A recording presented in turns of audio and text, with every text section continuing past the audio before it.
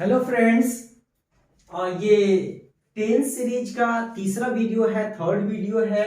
और ये आपको पता होना चाहिए कि ये टेंस जो है मैं आपको बता रहा हूं sentence patterns and forms of verbs के माध्यम से, जिसमें मैंने आपको बताया पिछले वाले वीडियो में कि third form and ING form का यूज हम कैसे करते हैं, राइट। अब जो जो तीन फॉर्म है, first form, second form and fifth form, इन तीनों फॉर्म के बारे में हम बात करने जा रहे हैं। लेकिन इसके पहले मैं बता दूं कि इसका जो स्ट्रक्चर होता है सब्जेक्ट प्लस फर्स्ट फॉर्म। यहां आप देख रहे होंगे सब्जेक्ट प्लस फिफ्थ फॉर्म। तो यहां देख रहे हैं कि सब्जेक्ट प्लूरल होगा तभी हम फर्स्ट फॉर्म लगाएंगे, और सब्जेक्ट सिंगुलर होगा तभी हम फिफ्थ फॉर्म लगाएंगे। अगर हम देखें दोनों का मकसद एक ही है, राइट। और ये दोनों सिंपल प्रेजेंट में कहे जाते हैं। अब हम बात करें कि जब अगर सेंटेंस अगर है तो आपको पता होना चाहिए कि सेंटेंस के दो पार्ट होते हैं, यानी जो सेंटेंस के माध्यम से जब हम इंफॉर्मेशन देते हैं तो वो इंफॉर्मेशन दो पार्ट में डिवाइड होता है। जो पहला पार्ट होता है उसमें ये इंफॉर्मेशन होता है कि हम किसके बारे में बात कर रहे हैं, टॉपिक क्या है, और उसी टॉपिक को सेंटेंस कहते हैं, सॉरी सब्जेक्ट कहते हैं। लेकिन जो दूसरा पार्ट होता है वो ये बताता है कि उस टॉपिक के बारे में, उस सब्जेक्ट के बारे में हम क्या बात कर रहे हैं, राइट। तो हम ये देखें, अगर एक सेंटेंस ले लेते हैं कि आई प्ले फुटबॉल, तो किसके बारे में बात कर रहे हैं? हम आई के बारे में बात कर रहे हैं, तो आई सब्जेक्ट हो जाएगा। और आई के बारे में हम क्या बात कर रहे हैं? हम बात कर रहे हैं कि आई जो है फुटबॉल खेलता है, राइट। उसी प्रकार से अगर मैं कहूं कि राम स्टडीज इंग्लिश, राइट, तो हम किसके बारे में बात कर रहे हैं? हम राम के बारे में बात कर रहे हैं। तो राम क्या हो जाएगा? टॉपिक हो जाएगा, या टॉपिक को आप सब्जेक्ट भी कहा जाता है तो आप सब्जेक्ट कर लीजिए। और क्या करता है राम? तो इंग्लिश स्टडी करता है, राइट, इंग्लिश का स्टडी करता है, तो इसके बारे में ये इंफॉर्मेशन दिया गया है। तो दूसरे पार्ट को हम प्रेडिकेट कहते हैं, ठीक है। तो वही सब्जेक्ट है आपका, और इधर का हिस्सा जो है प्रेडिकेट है। और जैसा कि मैंने बताया था कि एक वर्ब का जो रिलेशन होता है, अग्रीमेंट होता है, सब्जेक्ट के साथ भी होता है, ठीक है, और हेल्पिंग वर्ब और मेन वर्ब के साथ में होता है। लेकिन आप यहां पे देखेंगे कोई भी हेल्पिंग वर्ब नहीं होता जब हम first form, fifth form and second form लगाते हैं, तो कोई हेल्पिंग वर्ब यूज नहीं होता। कब? जब ये पॉजिटिव सेंटेंस हो, जब ये अफर्मेटिव सेंटेंस हो, राइट। जैसे कि अगर हम बात करें आई टीच इंग्लिश, आप देख सकते हैं we play football, I play football, you play, तो इसमें क्या है आपका? इसमें आप ये देखेंगे टोटल ये आपका अफर्मेटिव सेंटेंस है, जो है जैसे कि आई प्ले, तो यहां पे मैंने ये बताया हुआ है कि इनके बाद में कौन कौन सा फॉर्म लगेगा। आप ये देखेंगे ए बॉय है, तो यहाँ पे ए बॉय के साथ में आपका हमेशा एस और यस वाला फॉर्म लगता है, क्योंकि सिंगुलर है और ये प्लूरल है। नाउन के मैंने दो रखा हुआ है और सब प्रोनाउन के पार्ट है। तो आपको पता होना चाहिए कि नाउन में नंबर हम इजीली बना लेते हैं, क्योंकि नाउन में क्या होता है कि अधिकतर जो होता है हम एस और यस जोड़ करके हम बनाते हैं, या कुछ में हम बीच के वावल को चेंज कर देते हैं, जैसे टूथ का टीथ हो गया, आपके फूड का फीट हो गया, इस प्रकार से। तो अगर सिंगुलर नाउन हो तो एस और यस, प्लूरल नाउन हो तो कुछ नहीं जोड़ते हैं, फर्स्ट फॉर्म क्या रहेगा, जैसे प्ले। अगर सिंगुलर है, फिफ्थ फॉर्म होगा तो प्लेज इसके साथ में हो जाएगा। और इसी प्रकार से आपके प्रोनाउन को दे दिया हूं। प्रोनाउन में आप देखेंगे आई के साथ फर्स्ट फॉर्म है, जबकि आप कहेंगे फर्स्ट फॉर्म तो प्लूरल होता है, लेकिन मैं बता दूं कि आई जो होता है रूल्स को फॉलो उतना नहीं करता, राइट।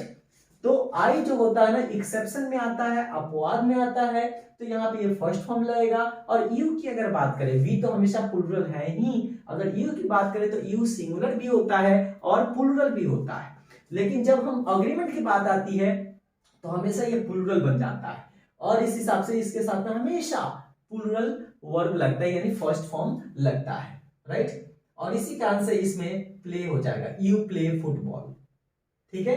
तो ये तो रहा आपका अग्रीमेंट सब्जेक्ट और वर्ब के बीच में, किस प्रकार के verb, first form and fifth form के बीच में अग्रीमेंट, राइट। अब दूसरा जो चीज है वो है कि अगर सिंपल प्रेजेंट है तो हम किस लिए यूज करें, कब करें हम लाइफ में, डेली लाइफ में। तो अगर आपको लगता है कि कोई चीज रिपीटेशन की बात कर रहे हैं, राइट, उस समय आप लगाइए इसको। जैसे कि अगर मैं कहूं the sun rises in the east, अगर मैं कहूँ आई टीच इंग्लिश, तो दोनों में क्या है, आई टीच इंग्लिश कहने का मतलब एक दिन तो इंग्लिश पढ़ाता नहीं, ये मैं हमेशा करता हूं, ये क्या है, रिपीटेशन है, ठीक है। और इसमें अगर हम देखें तो इसमें ना हम कंटिन्यू होने की बात करते हैं, एक्शन के कंटिन्यूएशन की भी बात नहीं कर रहे हैं, प्रोग्रेस की भी बात नहीं कर रहे हैं, और ना ही हम किसी एक्शन के कंप्लीट होने की बात कर रहे हैं। यानी ये लिमिटेड नहीं होता, सिंपल प्रेजेंट जो होता है लिमिटेड के लिए नहीं आता, अनलिमिटेड है।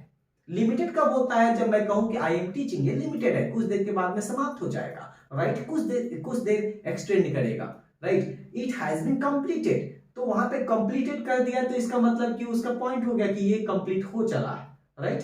लेकिन इसमें ऐसा कुछ नहीं बताता, सिंपल वाले में ये बताता है रिपीटेशन बताएगा, और नहीं तो ये ट्रूथ बताएगा। जैसे कि the sun rises in the east, ये ट्रूथ बता रहा है, चाहे वो ट्रूथ आपके लोकल हो, चाहे वो ट्रूथ जनरल हो, चाहे किसी प्रकार के बाउंड्री में हो या बाउंड्री में न हो, सबके लिए आपका सिंपल प्रेजेंट ही यूज होता है, किसी फैक्ट के लिए भी यूज होता है, जैसे मिल्क इज व्हाइट, राइट, ये सब कुछ। अब हम आगे देखते हैं कि अगर इसी का अगर बात करें नेगेटिव बनाना हो या इसमें क्वेश्चन पूछना है, इंट्रोगेटिव बनाना हो, तो डू आता है। डू का फॉर्म आपको याद होगा, do, does and did, 3 form होता था, जिसमें do first form and does fifth form. आप कहोगे क्या इसका मीनिंग भी होता है? इसका कोई मीनिंग नहीं होता, ये डमी है, राइट। ये केवल नेगेटिव और इंट्रोगेटिव बनाने के लिए यूज किया जाता है। जैसे आई do not teach maths, right, तो ये नेगेटिव बनाने के लिए होता है, और इसको रखा कहां जाता है, ठीक सब्जेक्ट के जस्ट बाद रखा जाता है। जैसे आप एग्जांपल में देख रहे हैं, सब्जेक्ट के जस्ट बाद डू रखा गया और तब नॉट रखा गया। और तब एक बात और ध्यान रखिएगा, जब नेगेटिव एंड इंट्रोगेटिव बनाया जाता है तो डू और डज लग जाता है, तो वर्ब का और कोई फॉर्म नहीं लगता, फर्स्ट फॉर्म ही लगेगा, फिफ्थ फॉर्म कुछ नहीं लगेगा, केवल कौन सा फॉर्म लगेगा, केवल फर्स्ट फॉर्म। जब डू और डज लग जाता है तो आई डू नॉट टीच मैथ्स। यहां पे मैं आपको बता दूं, नेगेटिव में बनाते हुए I do not play football, we do not play football, you do not play football, he does not play. तो यहां पे ही प्लेस ना होकर के क्या हो जाएगा, ही does not play, right, football, जो भी आप लिखना चाहते हैं, राइट। और उसके बाद से आगे भी इंफॉर्मेशन आप जोड़ सकते हैं। तो जब डज आ गया, ऑलरेडी फिफ्थ फॉर्म बन गया, तो 2 बार हम फिफ्थ फॉर्म नहीं बनाते हैं, और इसी कारण से इसको हम फर्स्ट फॉर्म रख देते हैं। ये आपको ध्यान रखना होगा, राइट। अगर इंट्रोगेटिव बनाते हैं तो आपको पता होगा कि यही डू और डज सब्जेक्ट के पहले आ जाता है। तो अगर कहूं कि आई टीच इंग्लिश, तो आप देख लीजिए कि इसके हिसाब से कौन सा फॉर्म आता है, और उसके ठीक पहले डू या डज लगा दीजिए। तो आई के साथ फर्स्ट फॉर्म आता है, तो डू का फर्स्ट फॉर्म आ जाएगा, तो क्या हो जाएगा, डू आई टीच इंग्लिश, या आप कह सकते हैं do you teach English, right, do you teach English, right. तो यहां पे हमने क्या किया, डू या डज जो भी है और ठीक सब्जेक्ट के पहले हमने डाल दिया, और ये कैसे डिसाइड हुआ, इसके हिसाब से डिसाइड हुआ। उसके बाद जो भी फॉर्म होगा वो केवल एक ही फॉर्म होगा, वह होगा फर्स्ट फॉर्म। अब हम ये देख ले कि यही चीज अगर बीत जाता है, ठीक है, अब उसका प्रेजेंट में कोई लेना देना नहीं है, तो सारे को हम सेकेंड फॉर्म से बनाते हैं। उसमें ना फर्स्ट फॉर्म लगेगा ना ही फिफ्थ फॉर्म लगेगा, और जब सब्जेक्ट के साथ में हम सेकेंड फॉर्म लगा देते हैं तो वह बन जाता है सिंपल पास्ट या पास्ट सिंपल। अब हम ये देख लें कि ये जो सब्जेक्ट होता है, चाहे सिंगुलर हो चाहे प्लूरल हो, इस पर कोई फर्क नहीं पड़ता, क्योंकि ये न्यूट्रल है, नंबर न्यूट्रल है, तो ये केवल आपके सिंगुलर है या प्लूरल है, दोनों में सेकेंड फॉर्म ही आएगा, कोई यहां पे भी हेल्पिंग वर्ब नहीं है। सेम चीज है कि अगर कोई रिपीटेशन वाला वर्ड अब रिपीट नहीं हो रहा, अब प्रेजेंट में रिपीट नहीं हो रहा, खत्म हो चुका है, ठीक है, तो उसके लिए भी हम सिंपल पास्ट का यूज करते हैं। ध्यान रखिएगा, ये जो भी चीज यहां पे हो रहा है और किसी चलते अगर वो प्रेजेंट में रुक गया था, अब प्रेजेंट में नहीं हो रहा, तो क्या बन जाता है, पास्ट बन जाता है, और ये सारा सिंपल पास्ट में उसको हम बनाते हैं, जितने भी सिंपल प्रेजेंट के हैं, ठीक है। अगर एक उदाहरण मान लेते हैं, अगर अभी है the sun rises in the east, right, अगर कल अगर खोज हो और ये खोज में आए कि the sun rises in the west, तो क्या हो जाएगा, जो राइजेस इन द ईस्ट है वो पास्ट में चला जाएगा। एक बात कर रहा हूं क्योंकि सत्य कभी एक मतलब चेंज होते रहता है, हो सकता है कि कल आविष्कार हो, कल कुछ हो। दूसरी चीज है कि यहाँ पे मैंने लिखा है आई टॉट मैथ्स। कहने का मतलब क्या है, पहले मैं मैथ्स पढ़ाता था, अब मैं मैथ्स नहीं पढ़ाता। आई टीच मैथ्स करने का मतलब है आई टॉट मैथ्स, कि मैं पहले मैथ्स पढ़ाता था अब नहीं पढ़ाता। ये मेरा था रिपीटेशन, अब ये ऐसा नहीं है। I was only a teacher, right.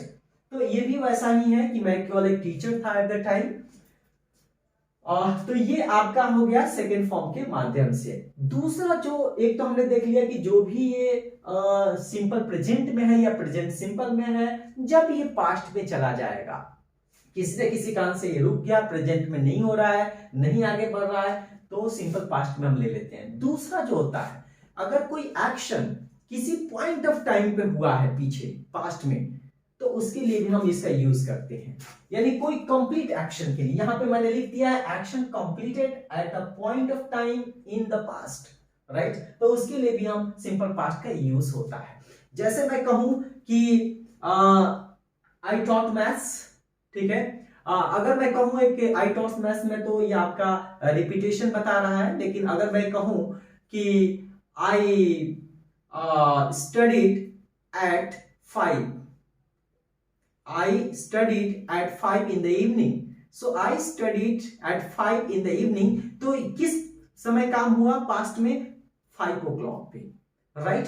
तो इस कारण से भी हम सेकेंड फॉर्म का यूज करते हैं। और यही कारण है कि स्टोरी में, राइट, स्टोरी को बताने के लिए, कोई इंसिडेंट को बताने के लिए, एक्सीडेंट को बताने के लिए, कोई इवेंट को बताने के लिए जो पास्ट में जा चुका है, राइट, उसके लिए हम सेकेंड फॉर्म का मेनली यूज करते हैं। ये काफी इंपॉर्टेंट है समझना, राइट। और ये दो मेनली इसका काम एक्शन है। आई होप कि आप ये समझ गए होंगे। अगर हम इसकी बात करें सेकेंड फॉर्म की, तो हम इसको बना सकते हैं I went football, sorry I played football. तो ई लगा देंगे।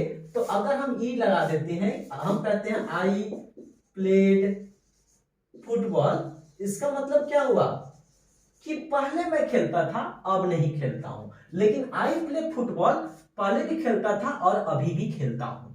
तो इस चीज को दिखाने के लिए सिंपल प्रेजेंट, लेकिन अब ये काम नहीं करता हूं, तो वो सीधे चला जाएगा सिंपल पास्ट में, right. So I played football.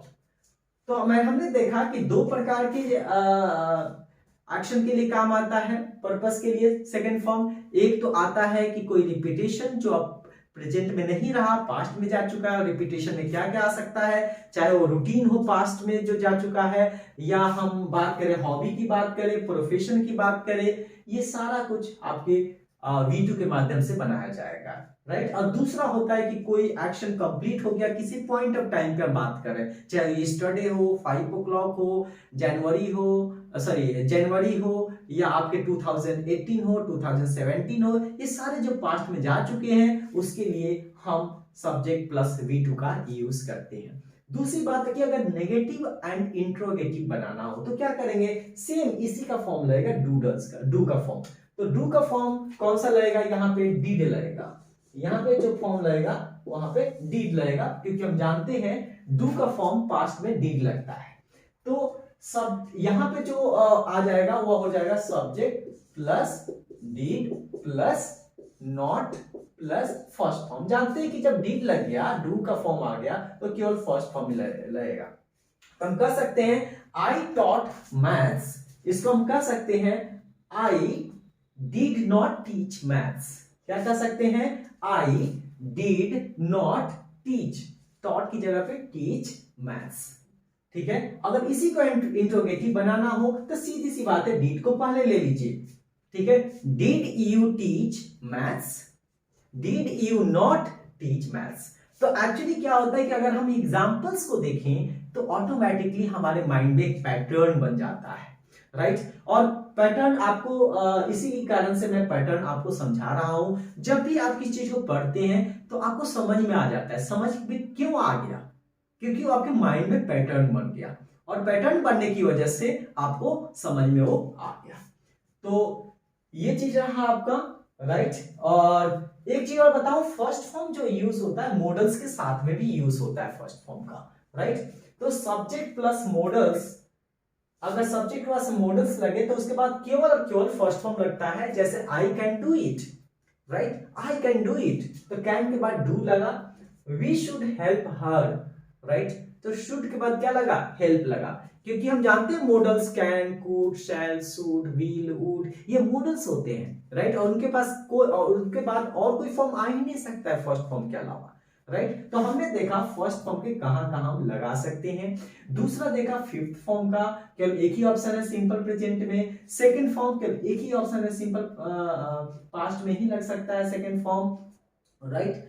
अब हम दूसरी तरफ जाते हैं, ठीक है, और दूसरी तरफ ये है, कल भी मैंने आपको सॉरी इसके पहले वाले वीडियो में मैंने बताया था कि मैं आप लोगों को बताऊंगा जैसा कि एक्शन कंप्लीट अगर हो जाए, कोई एक्शन अगर कंप्लीट हो जाता है तो उस एक्शन कंप्लीशन के लिए 3 प्रकार के स्ट्रक्चर या 3 प्रकार के पैटर्न का हम यूज करते हैं, और वो पैटर्न कौन कौन से हैं अगर हम देख ले तो यहाँ पे 3 पैटर्न है, वह है सब्जेक्ट प्लस सेकेंड फॉर्म, दूसरा है subject plus had plus third form, फिर तीसरा है सब्जेक्ट प्लस हैज और हैड प्लस थर्ड फॉर्म। ये 3 ऐसे स्ट्रक्चर हैं जो एक्शन को कंप्लीट होने की बात करते हैं। अब हम देखते हैं कि किस प्रकार के एक्शन की कंप्लीट होने की बात करते हैं। ऐसे मैंने इसके पहले वाले वीडियो में बनाया हुआ हूं बहुत पहले, राइट, लेकिन फिर भी यहाँ पे भी मैं आपको समझा देता हूं। तो अगर मान लीजिए कि हम बात करना चाहते हैं पास्ट में किसी पॉइंट ऑफ टाइम पे कोई काम हुआ, तो उसके लिए हम तो क्लियर हो गया कि ये सेकेंड फॉर्म ही लगेगा। जैसे अगर मैं बात कहूं कि आई स्टडीड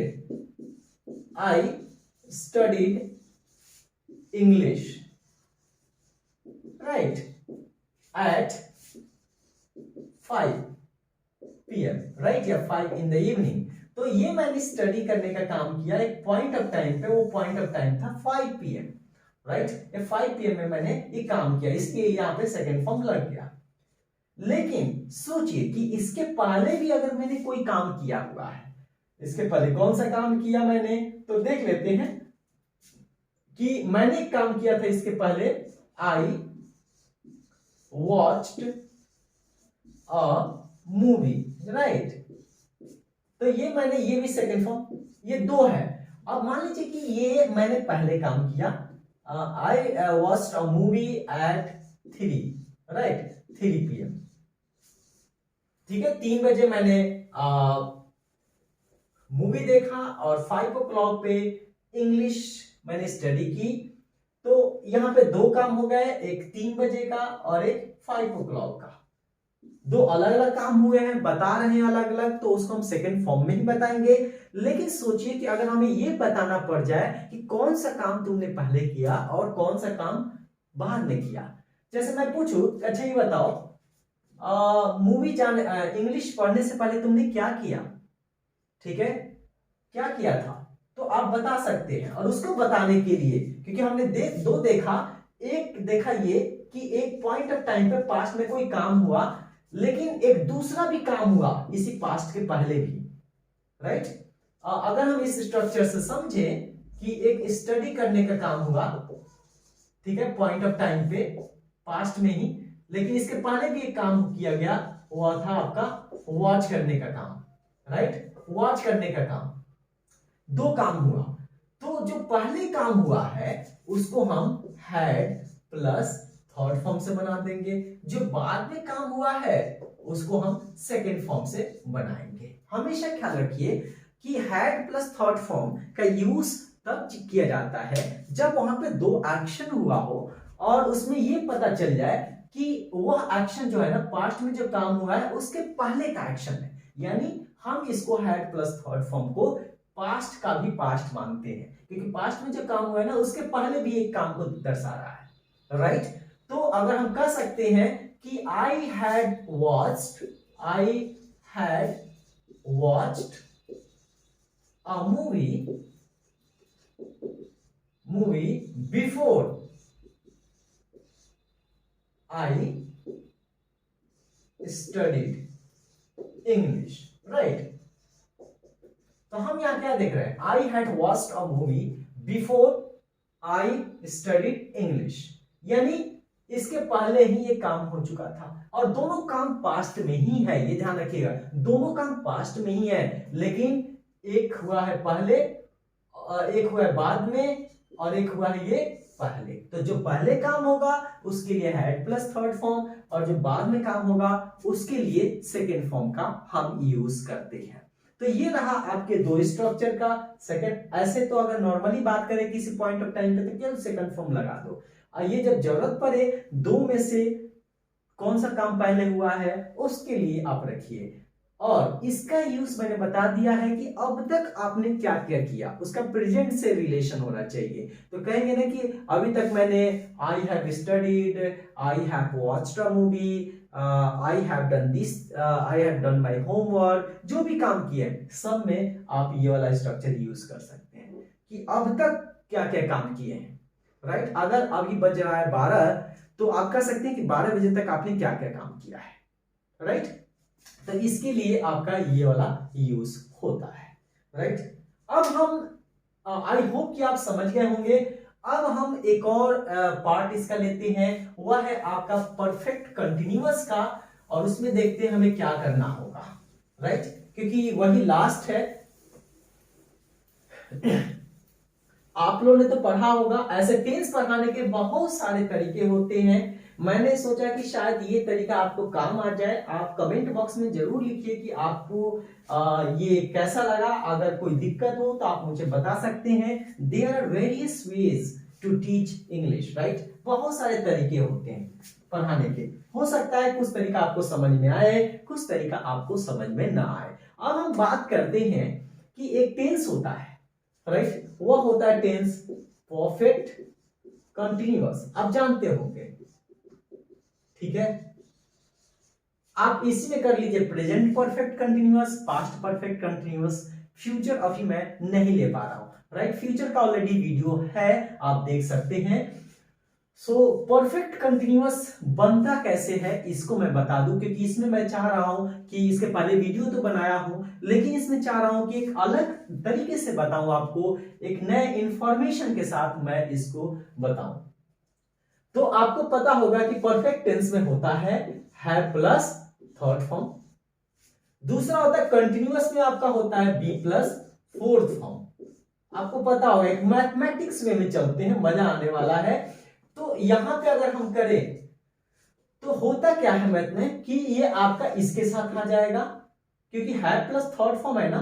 अगर हम थर्ड फॉर्म की बात करें तो सॉरी, ये थर्ड फॉर्म की बात करें तो हैव तो लिखेंगे ही हम, हैव, और ये जो थर्ड फॉर्म है, थर्ड फॉर्म किसका बन जाएगा, इसका थर्ड फॉर्म बन जाएगा। तो हैव बीन, क्योंकि हैव के बाद और कोई फॉर्म आ ही नहीं सकता, केवल आएगा थर्ड फॉर्म। और थर्ड फॉर्म किसका बनेगा, तो कंटिन्यूअस में हम देख रहे हैं बी है, इसी का थर्ड फॉर्म बनेगा, तो बीन हो गया। अब बचा क्या, आईएनजी फॉर्म। तो इस प्रकार से परफेक्ट कंटिन्यूअस का फॉर्म बनता है have been plus fourth form. और आप जानते हैं कि अगर एक से अधिक हेल्पिंग वर्ब हो, यहाँ दो दो हेल्पिंग वर्ब है, तो पहला वाला हेल्पिंग वर्ब मेन होता है और यही चेंज होता है। अब जो भी आप प्रेजेंट पास्ट बनाएंगे हैव का ही बनाएंगे।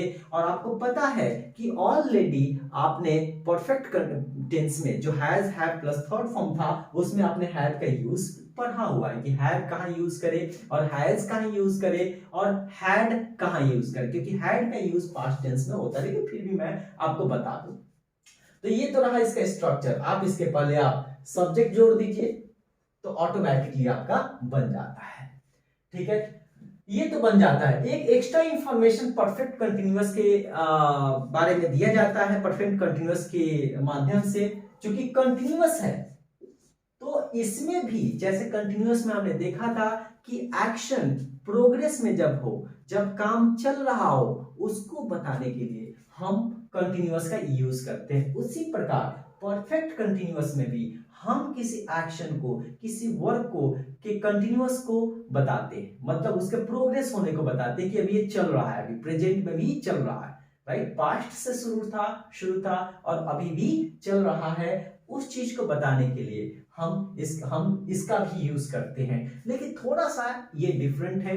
डिफरेंट ये है कि इसमें हम ड्यूरेशन भी बता देते हैं, टाइम भी बता देते हैं, और उसको खास करके हम फॉर या सिंस लगा करके यूज हम करते हैं, फिर हम टाइम लगा बताते हैं, ये ध्यान रखिएगा। तो अब हम देख ले यहाँ पे कि फॉर और सिंस का यूज क्या है, तो हम और आसान तरीके से हम इसको बना पाएंगे, फिर हम एग्जांपल्स देखेंगे। तो हम जानते हैं कि फॉर जो होता है, फॉर कहेंगे 3 डेज, फॉर 3 डेज।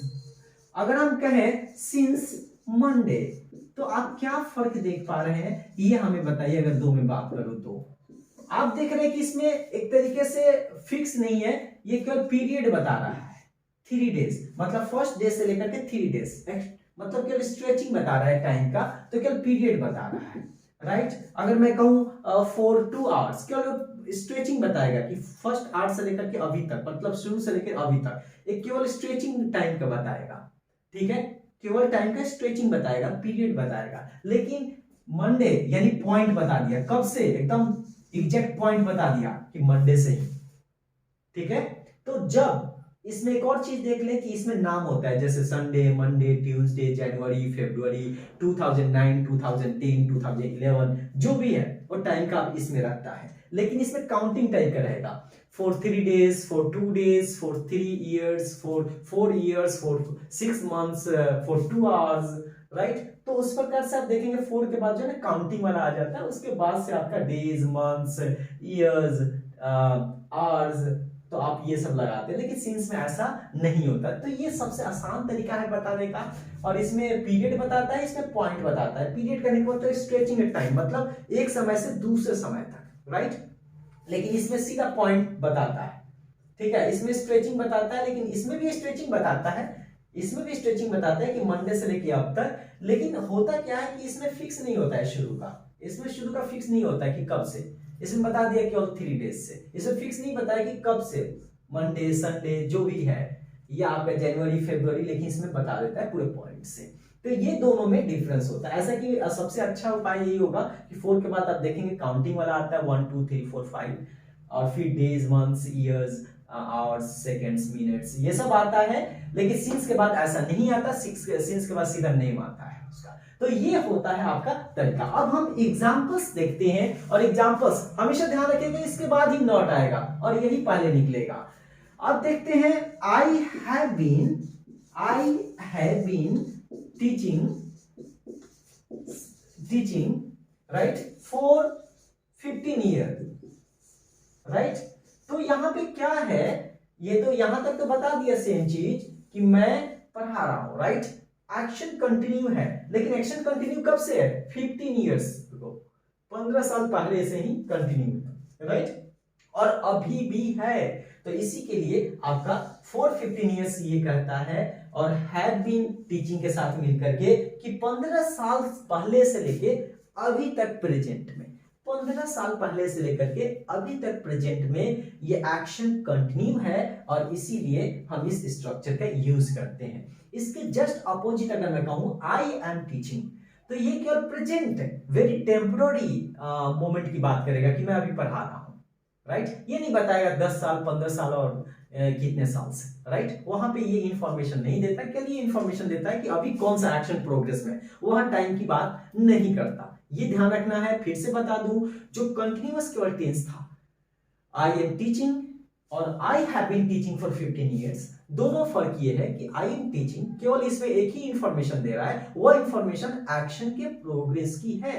केवल एक्शन ये बता रहा है कि कोई काम कंटिन्यू है, यानी टीचिंग का काम कंटिन्यू है। लेकिन इसमें ये बता रहा है कि टीचिंग का काम कंटिन्यू तो है, लेकिन ये अभी से नहीं है, 15 साल पहले से है और अभी भी है। ये इंफॉर्मेशन, एक्स्ट्रा इंफॉर्मेशन इसके माध्यम से हमें पता चलता है। आप चाहें तो इसको परफेक्ट टेंस से भी बना सकते हैं, जो भी परफेक्ट कंटिन्यूअस है, चाहे वो प्रेजेंट परफेक्ट कंटिन्यूअस हो या पास्ट परफेक्ट कंटिन्यूअस हो, आप उसको प्रेजेंट परफेक्ट या पास्ट परफेक्ट से बना सकते हैं। कहने का मतलब क्या हुआ कि अगर प्रेजेंट परफेक्ट कंटिन्यूअस है तो प्रेजेंट परफेक्ट से भी बना सकते हैं, पास्ट परफेक्ट कंटिन्यूअस है तो उसको आप पास्ट परफेक्ट से बना सकते हैं, ठीक है। तो अगर मैं कहूं यहीं पे हैड की जगह पे हैड लगा दो, I had been teaching for 15 years. तो इसमें भी टाइम को बताएगा ये, लेकिन ये बताएगा कि 15 साल पहले से मैं पढ़ा रहा था, लेकिन उसका प्रेजेंट से कनेक्शन तोड़ देगा, राइट। तो प्रेजेंट में ये कंटिन्यू नहीं है, अगर हैड लगा दिया हैड की जगह पे ये बता दिया देगा कि 15 साल से पढ़ा तो रहा था, लेकिन अभी प्रेजेंट में कंटिन्यू नहीं है। तो ये दोनों का फर्क होता है। अगर ये रह जाए स्ट्रक्चर तो सीधी सी बात ये बताएगा अभी भी प्रेजेंट पे कंटिन्यू है, लेकिन हैड की जगह अगर हैड लगा दे तो ये बताएगा कि अब कंटिन्यू नहीं है, 15 साल से पढ़ा तो रहा था लेकिन कंटिन्यू अभी प्रेजेंट में नहीं है, राइट। तो ये इंफॉर्मेशन ये देता है। तो एक्चुअली अगर मैं बात करूं कम्युनिकेशन की बात करूं तो कम्युनिकेशन में हमें क्या जरूरत होती है, हमें तो यही जरूरत होती है ना कि हमें कुछ बात करनी है, how to express it, right, और किस प्रकार के पैटर्न की हमें जरूरत होती है, राइट। अगर हम तातेती के माध्यम से समझे, अगर हिंदी के ट्रांसलेशन के माध्यम से समझे तो ये बर्डन हो जाता है क्योंकि हम सोच नहीं पाते उतनी फ्लुएंसी के साथ में। लेकिन डायरेक्टली अगर हैबिट हम पैटर्न को सेट कर ले तो आप आसानी से इसको समझ पाएंगे। अगर हम बात करें हिंदी की बात करें तो हिंदी जो भी हमने सीखा है language as a first language, आपको पता होगा कि ये सारे चीज पैटर्न से हमने सीखा है, ऑब्जर्वेशन करके, पैटर्न को ऑब्जर्व करके उसको फंक्शन में ला करके हमने सीखा है। और आपका भी काम यही होना चाहिए, यहां से सीखना है पैटर्न और आपको फंक्शन मतलब यूज करना है, राइट। बहुत सारी किताबें पढ़नी है ताकि आप इस पैटर्न का रिवाइज कर सकें। आई होप कि ये वीडियो पसंद आया होगा। जो भी हो आप कमेंट में जरूर बताएं। बहुत सारी चीजें होती हैं कि with in very short time मुश्किल हो जाता है बताना, क्योंकि ये सारे प्रैक्टिस की बात होती है, लेकिन मैंने कोशिश किया है कि सारी चीज आपको इसमें कवर करूं। लेकिन फिर भी अगर लगता है कि कुछ चीज कवर नहीं किया गया, आप मुझे बता सकते हैं कमेंट करके। Thank you so much for your attention.